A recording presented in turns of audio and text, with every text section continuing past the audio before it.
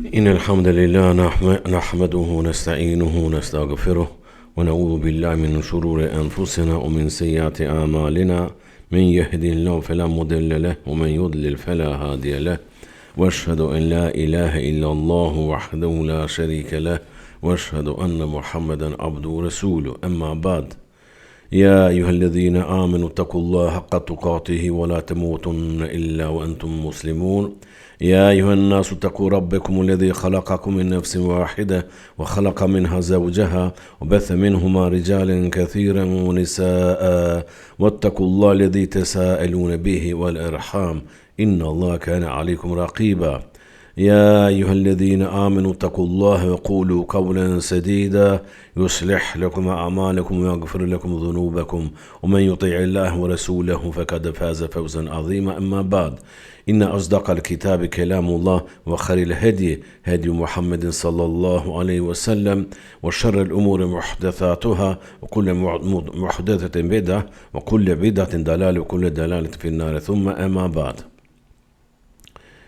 Jemi te kapitulli 16 të librit të Sheikh Albanit rahimullah, dispozitat e gjenazës.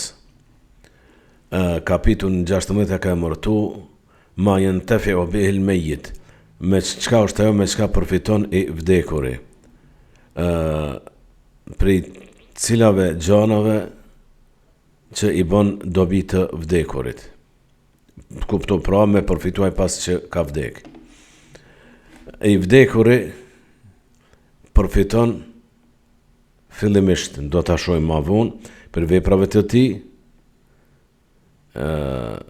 për cilat vepra ka caktu Allahu, ka lidhsu që njeriu për disa vepra njeriu përfiton, ka dobi edhe pasi që të vdes. Mirë po, në të kohë njeriu i vdekuri përfiton edhe prej veprave të tjerëve.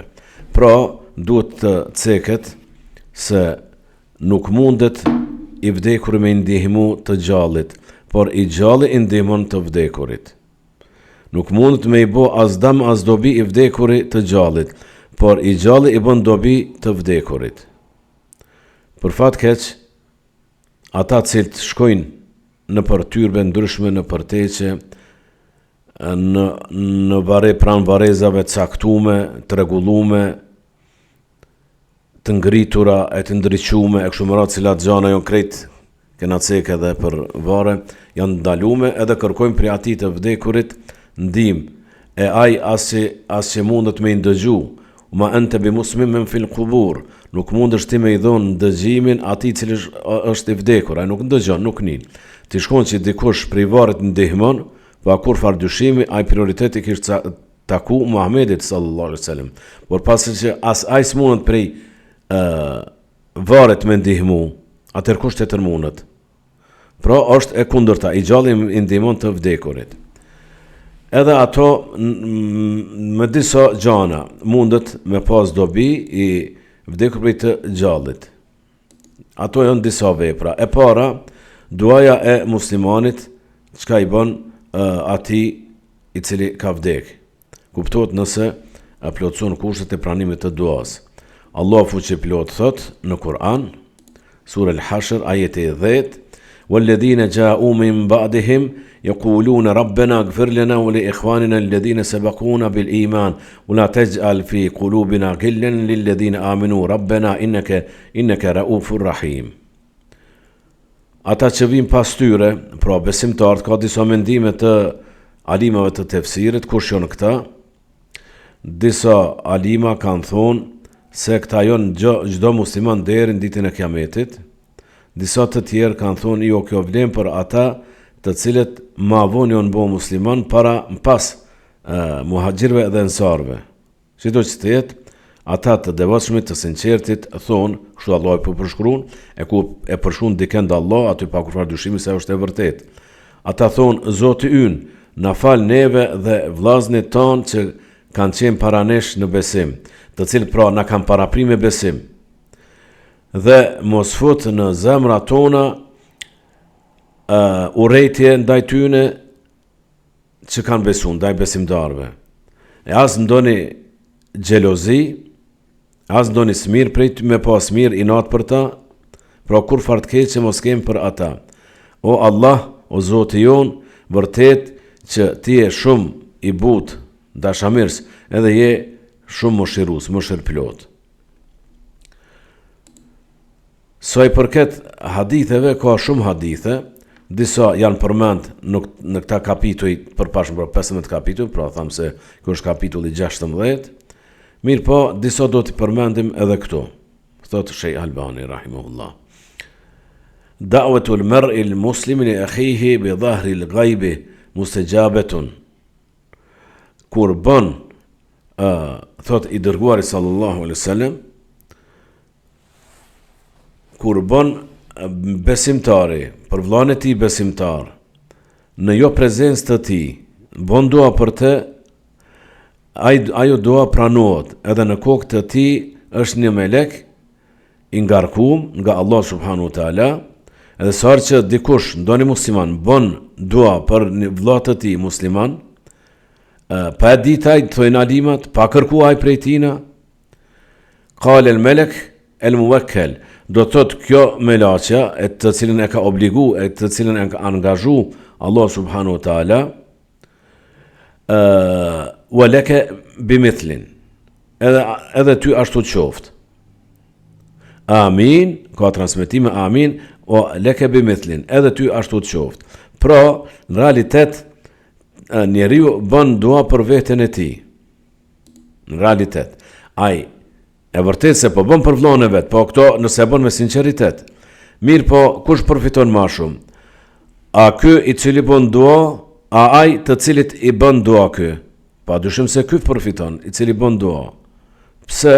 Duaja e tij në Allah lëm pranohet, spranohet, edhe tjetër pesh ka duaja e këtij, e tjetër pesh ka duaja e melaqës, e cila nuk din me gabu, nuk din me bo mëkat. Allah nuk i ka kriju për mëkate, rrjedhimisht edhe duat e melaqëve pranohen.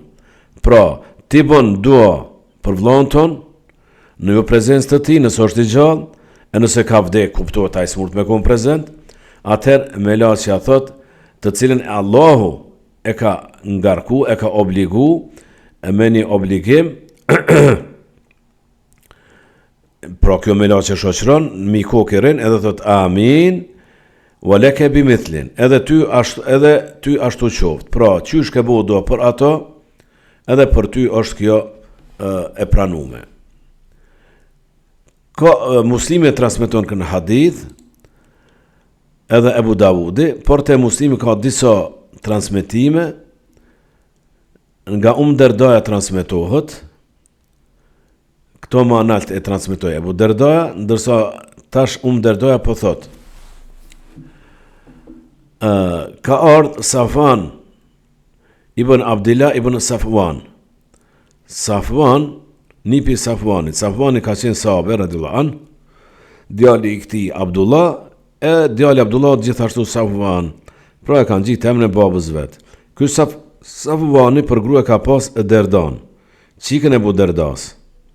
Edhe ka shku te familja e gruas vet, edhe thot ka ardhë në Sham, pra hyna mrana, po nuk e gjeta. Aty ishte Derdaja, pra baba e gruas nuk ka qenë aty, nana e gruas ka qenë aty. Edhe ajo po mpyet, a turidul hajj al-am, a dëshiron, a kinet me bo haqin si vjet? Fe kultu nam, i thash po. Qalet, ajo mu tha, fed'ullahe lena bi khajrin, bon dua për neve për khajr, për mirësi. Fe inne nebije sallallahu alaihi wasallam kane yaqul, sepse i dërguari sallallahu alaihi wasallam thoshte, da'vetul mar'i l-muslimi li akhihi bi dhahri l-ghaibi mustajabetun. Duaja e muslimanit në vetmi, në jo prezencë të atij të cilit i bën dua, edhe vetëm është, jo edhe në prezencë njerëzve tjerë. Mustajabetun është duaja e cila pranohet. Inda ra'si melekun muwakkalun. Te koka e tij, te kryet e tij është një melek, të cilin Allah e ka obligu me një detyrë. Pra i shkon pas këtina.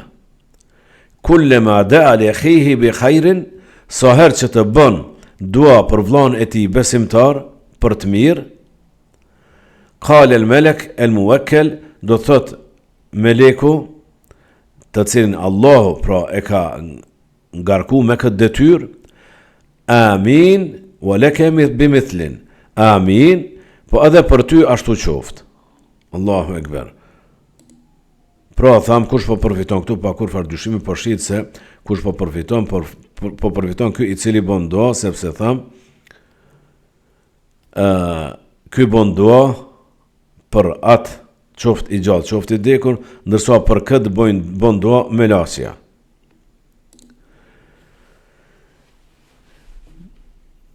Pastaj thot Albani rahimullah, bile i tërë thuja se namazi i gjenazës është përplot me dua për të vdekurin, e kjo po i bjen se në jo prezent, sepse ai ka vdek. Disa alima edhe nërë po e përsëris thonë se kjo vlen për ata të cilët bojnë dua për vllahun e vet, tash është fjala për gjallë, i cili nuk ka kërku, nuk i ka thonë bën dua për mu. E dyta, bën në jo prezencë, ai hiç nuk e din që po i bën dua kë. Edhe treta, ma vë nuk i tregon a unë e bona dua për ty. Mojnë vetet i këto. Bën për dua për vllahun ton besimtar, hiç ai pa kërku prej teje. Në vetmi bën, në prezent të ti, jo se jo, por as në prezent të tjerëve jo. Edhe e treta, mos i trego ati ma vonë, kom bo dua për ty. E dyta, çka ka dobi për çka ka dobi i vdekuri, për gjallëve, thot qada u waliy al mayyit sawm an nadhr. Agjërimi i gjallit të afërmit, i të vdekurit, nëse ka me dë borgjë, ndone agjërim premtu, si ka premtu. Për këtë ka shumë hadithe, do t'i sekum edhe këtu është një mesele, pasaj është nal Albani rahimullah në këtë mesele. Hadithin e parë të cilën e ka cek, transmetohet nga Buhariu dhe Muslimi, nga Aisha, edhe Ebu Davudi edhe të tjerët. Ka thonë Aisha se pejgamberi Allah alayhi salatu selam ka thonë, men mate wa alayhi siyamun same anhu waliyu. Ai cili vdes edhe ka met borç agjërim, e agjëron atë agjërim i afërmi i tij, jo dikush tjetër, po familjari i tij. Nga Abdullah ibn Abasi, në vazhdim me njëherë, në të njëjtën kapitull të Buhariut, cilën e ka emërtu, bab men mate wa alayhi sawmun, kapitull ai cili vdes dhe i ka mbet atina borç pa agjëru diçka. E do të shohim se çka është ajo. Kjo në këtë kapitull, pra është libri i agjërimit, kapitulli ai cili vdes me borx të agjërimeve. Hadithi i dytë nga Abdullah ibn Abbas radhiyallahu anhuma thot: Jaa rajulun ila an-nabi sallallahu alaihi wasallam fa qala: Erdh një burr te i dërguari sallallahu alaihi wasallam dhe tha: Ya Rasulullah, inna ummi matat wa alayha sawmu shahrin. Afa aqdihi anha. Ja Rasulullah, o ti pejgamberi Allahut, nona më ka vdek e ka mbet një muj pa agjëru. Atë kompenzoj unë atë agjërim për nonën tem, pra atë agjëroj unë për nonën tem. Ka thoni dërguari sallallahu alaihi wasallam, naam, po. Edhe pasaj ka vazhdu, fe dejnullahi haku an yuqda. Po, sepse borxhi Allahut është ma meritor për me e kompenzu, për me pagu. Pra ky borxh është karshi Allahut. Edhe kur e pagun ti borxhin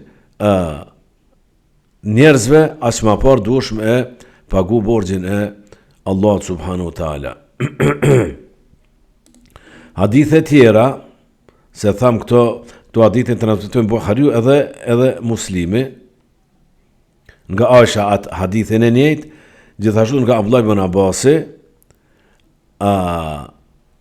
ai dialog që tash është transmeton Allahu alem, ka ndodhur ndoshta disa herë kjo, tash thot Abdullah ibn Abbasi, أن امرأة أتت رسول الله صلى الله عليه وسلم فقالت një grua erdhi te pejgamberi sallallahu alaihi wasallam. Pra, transmetimi I parë ishte një burr, tash po thot një gru. Inna ummi matet wa alejha sawmu shahrin. Vërtet që nana më ka vdek edhe I ka met borx një muj agjërim. I tha I dërguari alayhi salatu wasalam, ra'ayti law kana alejha daynun e kunti takdinehu. Çka thua po të kish pas borx nana jote dikujna prej njerëzve, a I kishe pagu atë borx? Kjo thot po, pa kush ka dyshimi, por nonte me kisha pagu borxhin, kujna I ka borx, e kisha pagu. E I u përgjigj alayhi salatu wasalam, fe dejnullah haqu bil qada'i. Atëherë borxhi Allahut është më primare, më meritore që me pagu borxhin Allah se borxhin e njerëzve. Gjithashtu nga Abdullah ibn Abbasi, pra tash atë çka ishte edhe te Buhariu, tregon erdhi një burr te I dërguari sallallahu alaihi wasallam, e tha: "O ti pejgamber e Allahut, nana më ka vdek edhe ka lënë borxh një muj pa agjëru." Atë agjëroi edhe këtina ja bën pyetjen e nejt. Ra'aita law kana ala ummika daynun e kuntet qadiyahu anha. Çka ta mërmenja, po të kish pas nona jote borxh, a kishe pagu atë borxh? Thot po, gjithsesi. Vedejnullah haqu en yuqda. Atëherë aq më parë duhesh me pagu borxhin e Allahut subhanahu wa taala.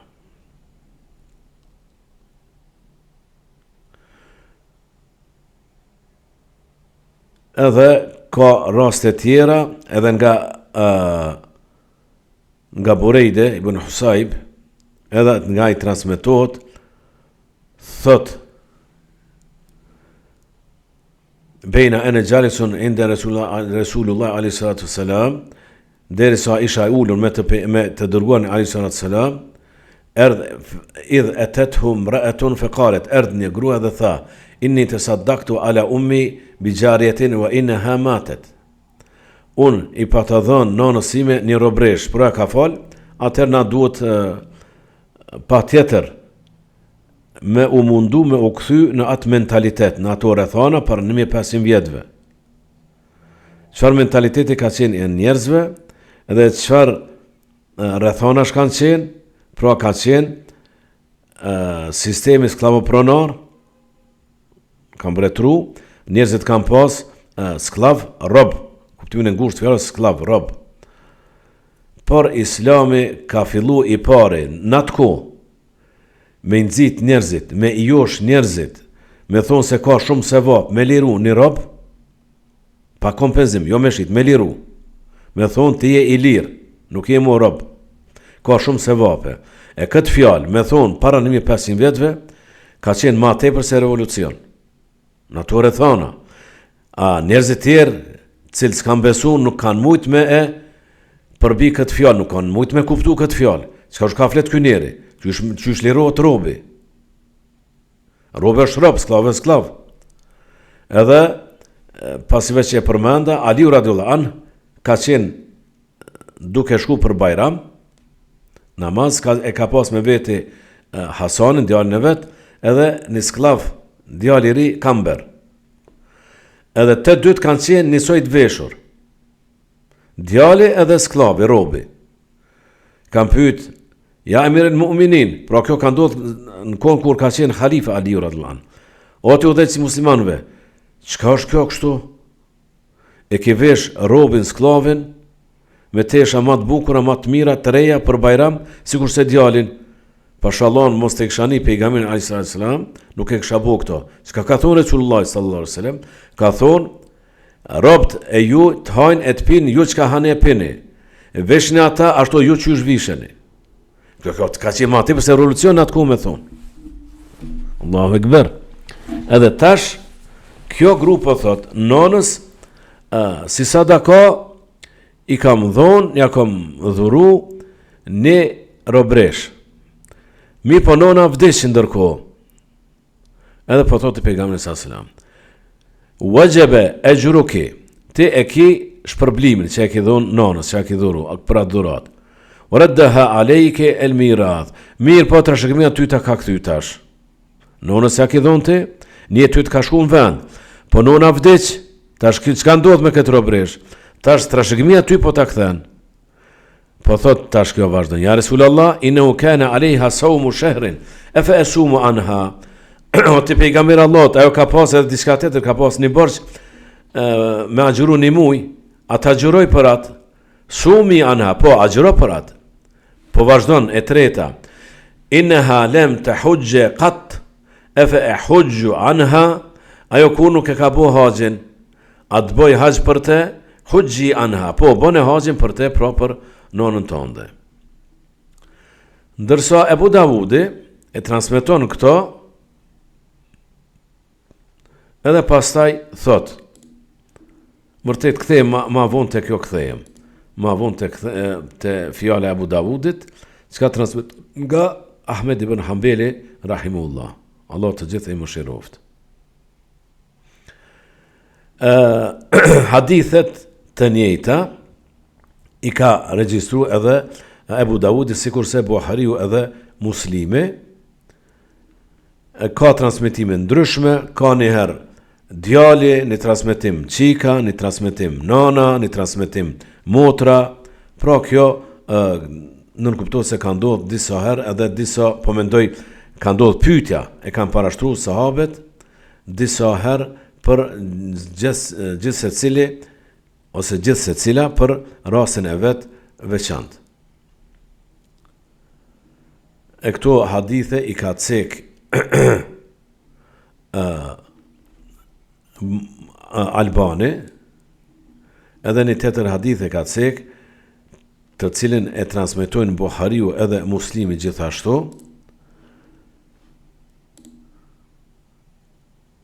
Thot pejgamberin a.s. e ka pyet Ubadi ibn Samit, në prezencë Abdullah transmeton Abdullah ibn Abbasi, ene Sa'd ibn Ubade radhiyallahu anhu استفتى رسول الله صلى الله عليه وسلم فقال إن أمي ماتت وعليها نذر فقال اقديه عنها. نونم ka vdek edhe i ka met borç pra nëdhër premtim, ka premtu për me agjeru disa dit edhe ka vdek. Çka me bo? Transmetimi tjetër, po thot Sadi, i ka vdek nona, u e gajbën, nuk ka qenë prezent, pasaj kartë i dërguar a.s. edhe ka thonë, ja Resulallah, inne ummi të ufjet, u ene gajbën anha. O ti pejgamber Allah, nona më ka vdek, une në momente kur s'kam qenë këtu, kam qenë në udhtim. Fel yanfa'uha shay'un in tasaddaqtu bihi anha, a ka dobi nëse jep sadaka për nonën tëm? Ka thonë i dërguar a.s. po, fa inni ushhiduka anna haiti el mikhrafe sadaqatun alejha. Pra kjo do të vjen edhe ma vonë, pra këto dy pyetja ka bo Ubadi ibn Samit për agjerim edhe për a me dhonë sadaka. Për sadaka është pika konkrete që na tregon se shkojnë veprat e djemve ose vajzave të vdekurit. Pra këtë hadith transmetojnë thëmë Buhariu dhe Muslimi. Pasaj shton edhe thot Albani. Pra tash pak e shtjellon këtë mesele të agjerimit. Këto hadithe çka i cekëm thot janë argument se është e lehtësuar në islam që familjari i të vdekurit me kompenzu me agjerim nëse i ka mbet ndonjë agjerim prej të vdekurit, edhe atë agjerimin për premtim.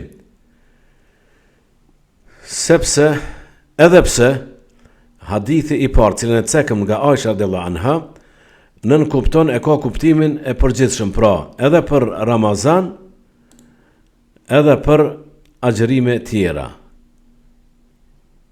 Sepse po thot, ka thonë pejgamberi a.s. men mati wa alayhi siyamun same anhu walijuhu. Kush vdes edhe ka mbet diçka pa agjerim, pa agjeru, s'ka është dasht me agjeru, atëherë atë agjerim ja kompenzon, agjeron për të familjare i afërmi i tij. Pra këto Aisha transmeton, nga Aisha transmetojnë Buhariu edhe Muslimi. Pra me këtë kuptim të përgjithshëm. E këto hyn edhe agjerimi i Ramazanit, me këtë kuptim tash, edhe agjerimi i premtimit.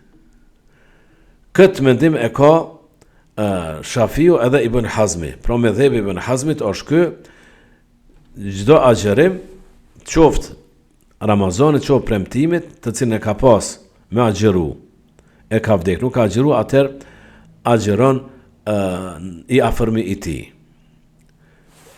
Ndërsa Imam Ahmed Hanbeli ka thonë se agjeron vetëm premtim. Agjerimin e premtum që ka pas. Jo agjerimin e Ramazanit. Ebu Davudi thot hadha fi an-nadhri wa huwa qawlu Ahmed ibn Hanbal. Pra thot ky agjerim takon të premtimit.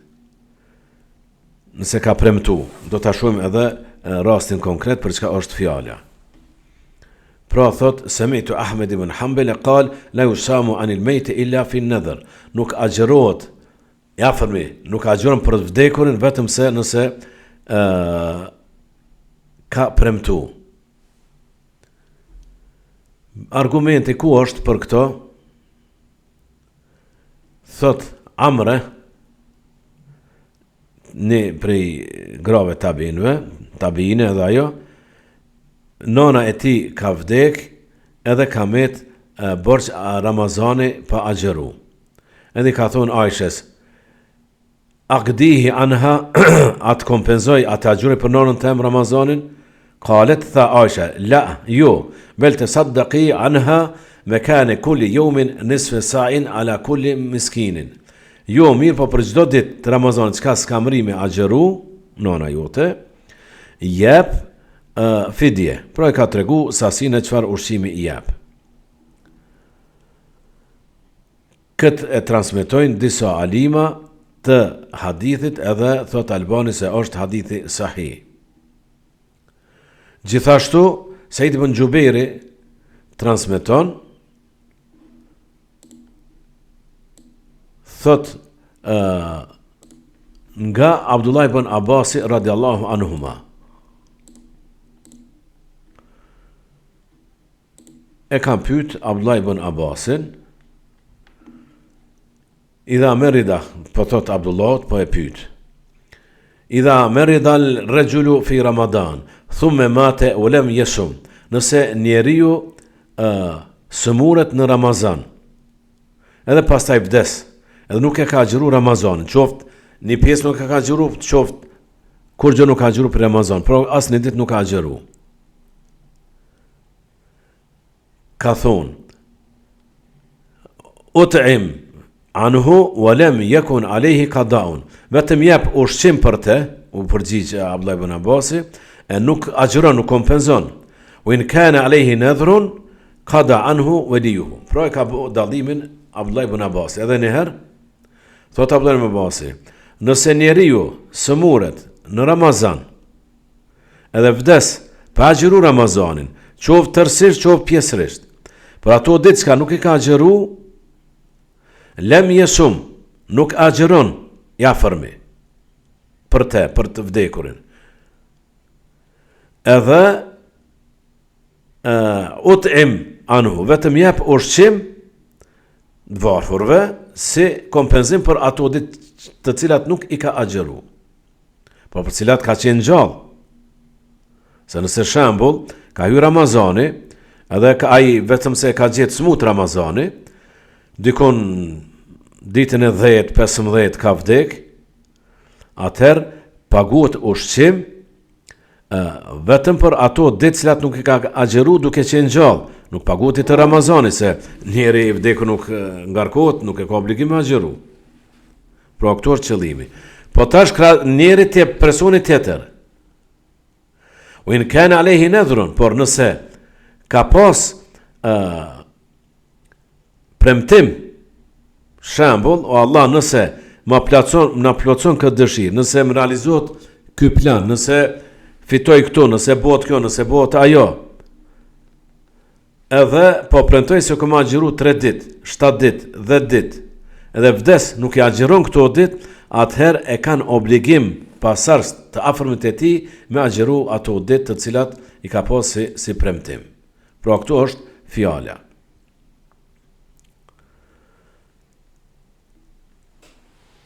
Këtë sqarim të hollësishëm dhe këto që e ka pranu, këtë përgjigje në ka dhënë, e kemi thot prej nënës së muslimanëve, Aisha sallallahu anha, edhe nga tergjumanul Kur'an, Bahr, i kanë thonë Abdullah ibn Abbasit, për kthyesi Kur'anit, Bahr është deti, i gjon me dije me ilm. Pra, këta dy e kanë pas këtë medhheb, të cilën e ka pranu edhe imam i sunetit Ahmed ibn Hanbeli, që kompenzohet vetëm i afërmi, kompenzon agjërim për të afërmën e tij të vdekur, nëse ka mbet ndonjë ditë agjërimit të premtimit, jo të Ramazanit. Edhe këtu thot qetësohet shpirti edhe zemra, thot Albani, edhe i zgjerohet gjoksi për këtë. Edhe këtu nuk ka dyshim se kjo është e vërteta. Aq më parë duke pas parasysh se atë hadithin e parë që e patëm, qëllimisht e përsërita 2 herë, atë hadith e transmeton Aisha radhiyallahu anha nga pejgamberi alayhis salam, po e përsëris edhe një herë, Buhari Muslimi transmeton nga Aisha, ajo thot, qale Rasulullah alayhis salam, ka thoni dërguari alayhis salam, men matu alayhi siyamun sami anhu waliyu, kur vdes duke pas i ka mbet borx agjërimi, pra tash nuk e cek këtu premtimin, në mënyrë përgjithshme flet, ka mbet diçka agjërim ndonjë ditë, cila duhet është dash me agjëru, nuk i ka agjëru, sami anhu waliyu, i afërmi i tij agjëron për te. Pra Aisha transmeton këto. E tash është rregull në shkencën hadith, po edhe në usuli fik. Ma i thirrur për me komentu, për me na tregu se çysh duhet me kuptu një hadith xhexhës, është ai sahabe i cili e transmeton. Pra në këtë rast vet Aisha po transmeton dhe vet kjo po thot nuk kompenzohet për të afërmin e vdekur agjërimin nëse i ka mbet ndonjë Ramazan, mirë po vetëm nëse i ka mbet diçka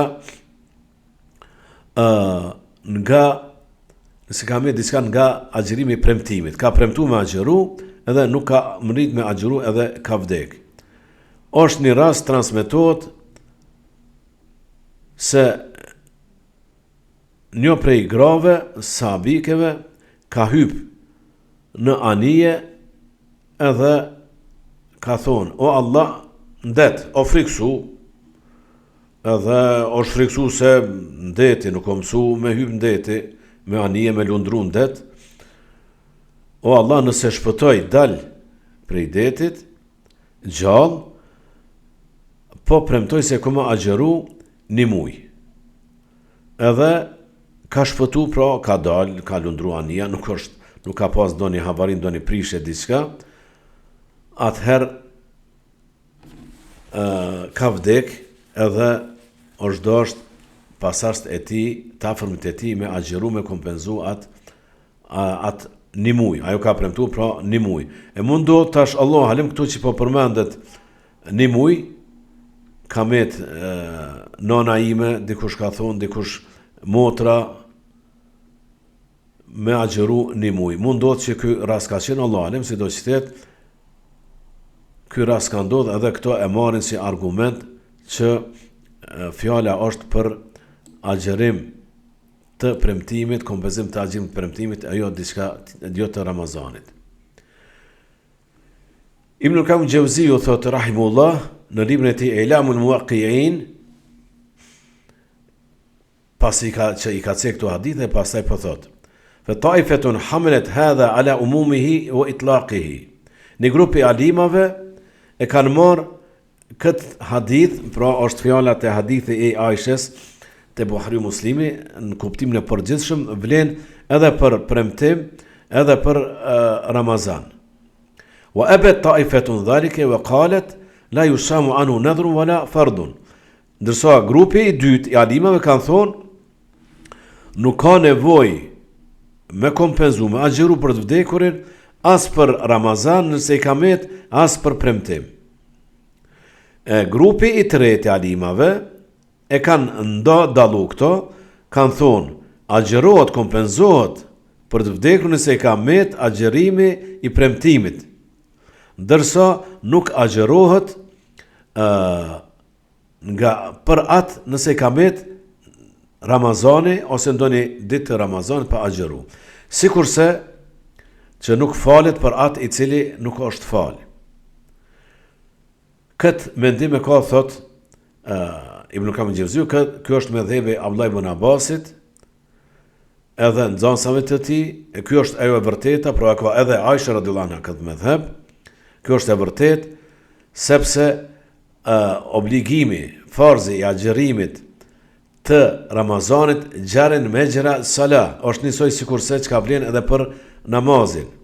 Ashtu siç, po e citoj fjalët e nga ky libër, Alamul Muwaqqi'in i Ibn Qayyim Jauziut, ashtu siç askush nuk falet për dikend, edhe ashtu nuk pranohet tauba dikujt për dikend tjetër, me bo tauba për dikend tjetër, ose me thonë që po bëna musliman për ato, e ka vdekë si jo musliman.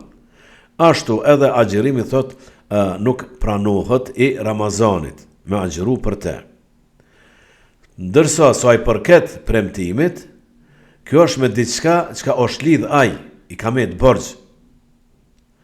E ka pozitën e borxhit. Edhe ashtu qysh pranohet që dikush me pagu borxhin atina, pra në pasuri diçka, ashtu pranohet edhe agjerimi të afërmit për të borxhin e agjerimit të premtimit. Ka premtu diçka, Allah t'i ka premtu, nëse më plotësohet kjo dëshirë, ka që ditë ko me agjeru. Gjithashtu, nuk bëhet haxhi për diken, as nuk i pët zeqati për diken, ai i cili, se parzit u cek a me bo haxhin për nonën teme, ka pyet se a bike, ka thonë po, pra thot Ibn Qayyim Jauziu, këto duhet me ndëgju me vëmendje, kjo vlen për çdo ibadet, për çdo obligim, që ka pas mundësi me bo, e nuk e ka bo. Illa vetëm sen idha kane ma'dhuran bit-ta'khiri kama yut'am al-waliu amman aftara fi Ramadan li udhrin. Ashtu sikurse kush ka hongër, han i smut është, nuk ka mundësi, atër jep ushqim fidje për atë ditë, cilën nuk e ka agjeru. Mirë, për nuk është i smut, nuk ka absolutisht kur far pengese me agjeru, nuk agjeron, atër nuk ka agjerim për te. është fjala te Ramazani. A shma par ai nuk agjeron Ramazan, tash me thon premtim ai, shma par nuk premton ai, s'po don me agjeru, nuk e pranon këto ibadet. Atëherë kot edhe 1 milion ditë me agjeru për ato nuk vlen. Sigurisht që nuk ai cili nuk është fal, nuk falet qëllimisht ti badea falesh për te, nuk pranohet kjo. E gjithashtu edhe haxhi, ai cili ka pas mundësi me shku në haxh, e ka pas paret, e ka pas shëndetin, e as që i ka shku mendja për haxhatina, tash edhe 100 bedela me shku për ato nuk pranohet. Kjo është, këto pëton me thonë Ibn Qayyim Jauziu rahimahullah. Fa amma al-mufarrit min ghairi udrin aslan fala yanfa'uhu eda'u ghairihi li fara'id Allah allati farrata fiha. Pra, po e citoj Ibn Qayyim Jauziun, sa i përket atij i cili ka te kalu kufit, edhe nuk e ka bo ibadetet pa arsye, nuk ka pas ndonjë arsye. Aslen fela yanfa'uhu, në të vërtetë në esencët, atina nuk i bën dobi kompenzimi gajrihi tjertë që i bojnë li faraidi farzet e krym për të. Ai ka pas mundësi. Gjitha rrethonat i ka pas të volitshme për me bo atë ibadet, atë farz me kry, e nuk e ka kry, nuk ka pas kuf far pengese, absolutisht, as frik, as nëse ka qenë jo është dasht shëndet, e ka pas shëndet, nëse është dasht pasuri, ka pas pasuri, por nuk e ka bo, atër për ato nuk vlen, nuk ka dobi aj prej kompenzimit të atyre farzeve të tjetrit. Sepse vazhdon Ibn Qayyim Jauziu thot: "Wa kana huwa al-ma'mur biha ibtilan wa imtihanan dun al-wali." Sepse me ato farze ai vet është ngarku, ato e ka obligu Allahu, jo tjetrin, jo ta afërmin e tij. Allah e ka kërku namazin, agjerimin, zeqatin, haxhin prej filon personit, jo prej ta afërmit të tij. Ai so ka qenë gjallë, nuk e ka bo, tash ky shohet vend tina e bën. Kjo nuk pranohet. Fela tanfa'u tawbatu ehadin an ehad. Ashtu siç nuk ka dobi askush prej tobes së tjetrit. Edhe në qoftë ai i afërmit tij. Pra, ka vdek njëri edhe i afërmit tij po bën tobe tash për te. Nuk ka dobi ai asa prej tobes së tij. Edhe vazhdon wala islamuhu anhu, e as islami i tij për tjetrin. Ka vdek si jo musliman, tash ky po thot Allahu Akbar, po çfarë hapi ka qit matut e ka shku. Na flasim për agjerim e për namaz e për hax, po Ibn Qayyim Jauziu po shkon edhe një hap. Qysh nuk pranohet islami tjetrit për tjetrin, në një rang peçet. Ashtu nuk pranohen edhe ibadetet e gjallë për vdekurin. Me thonë, unë po boj tobe për atë, ai ka vdek, i afërmi jam, po boj tobe për atë, ka vdek se jo musliman, e udhën e po bona musliman, po ti je veç musliman je. Wala eda'u salati anhu, as kompenzimi namazit më falë për te. Wala gajruha min faraidillahi ta'ala, leti farrata fiha hatta mat. As namazi pra, fillon tot. Fela tenve, edhe në po përsëri se shumë fjallë transishme, shumë të mëdhaja. Fela tanfa'u tawbatu ahadin an ahad, nuk ka dobi askush prej teubes së tjetrit, për te me bo teube. Wala islamuhu anhu, as islami tjetër kujt për kët. Wala edau salati anhu, as me u fal për atë i cili wala gajruha min faraidillah, as farze tjera të Allahut, elleti farrata fiha hatta ma, edhe ka vdek ashtu e pa i kry këto obligime me cilat e ka ngarku Allah subhanahu wa taala. Ai ka vdek, nuk i ka bo këto obligime, edhe tash ja fërmi i ti, po i bon këto farzi, po i krym për ato, i cili ka vdek, kjo nuk ka kur fardobi absolutisht. Na përkujton Albani rahimullah, hala ma gjersisht, edhe hala ma mirë, e ka zgjeru edhe e ka sqaru këtë mesele Ibn Qayyim Jauziu edhe në tjetër libër të tij thot Tahdhibu Sunan. Shumë e dobishme është, shumë e rëndësishme është që me lexu me u kthy edhe te ky libër. Edhe dobia e tretë e të vdekur prej gjallit është thot qada'u dayni anhu min ay shakhsin waliyan kan aw ghayre. Edhe me pagu borxhin, tash kjo është e borxhi i njerëzve, njeriu. Ka pas borx edhe ka vdek, edhe tash dobi përfiton, ka dobi i vdekuri, nëse i gjalli ja pagun borxhin atina, po tash përgjithsohet.